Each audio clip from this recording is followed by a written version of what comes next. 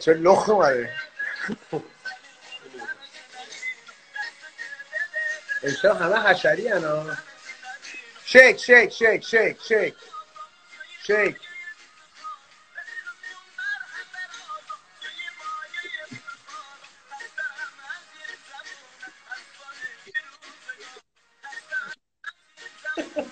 چرایی که کیرشون بلند دود با این آهنگ ریدیم تو آرش چرا همه حشری هن. بالا رو بده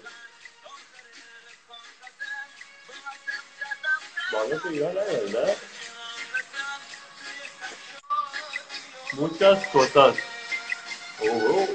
این چه زبونش دوتا سوراخ داره. زبونه در رو ببینم. ادا در نه کسکه اونجوری ادا چرا در میره خار کسکه یه دقیقه اومدی بالا. چه قاطی میکنی دوتا ادا در نه کاری که میگم بکن. شیک کن شیک شیک شیک شیک. دستمال داری تو خونه هست؟ دستمال چی؟ دستمال همین دستمال دوتا بیار دستمال داری؟ اون برازنده تو پویان جون یا؟ برازنده شماست بکنم. بختیاری ها اینطوری میتونم برقصن دستشون خوبه. برازنده منه یعنی چی متوجه نمیشم.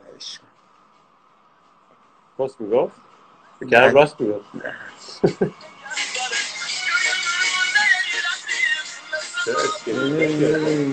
یه روزه رفیق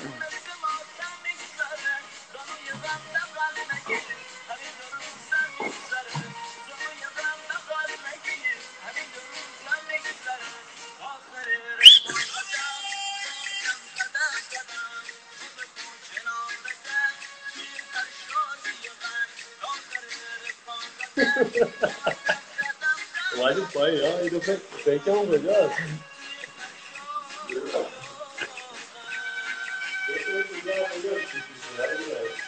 هم مال خودمونی فکر کنم. واه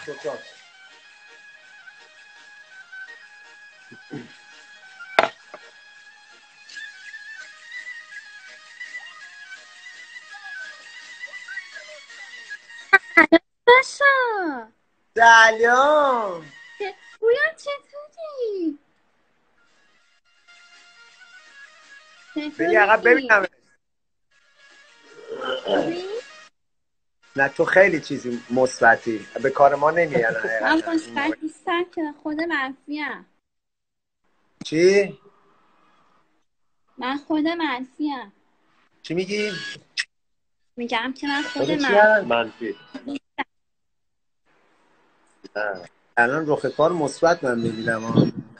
نه الان چی داری به ما میگی؟ شک بدم برات. برو شیک برو.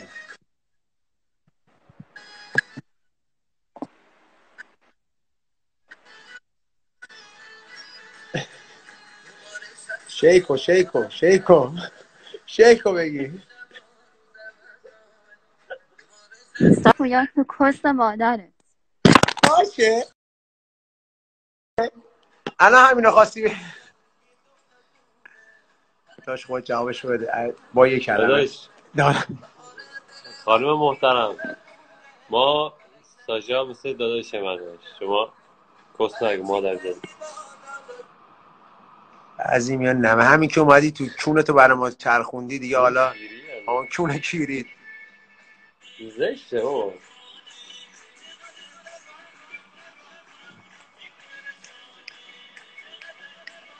جایامده آیانی